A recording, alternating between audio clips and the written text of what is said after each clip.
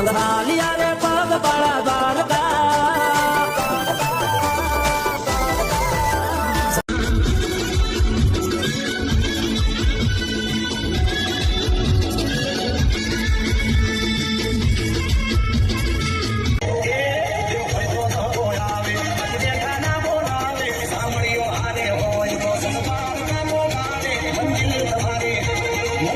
બસમાં નથી પહોંચાતું દ્વારકા, પણ જ્યારે દ્વારકાધીશ બોલાવે ને ત્યારે કિલોમીટર દ્વારકા ચાલીને પહોંચી જવાય છે.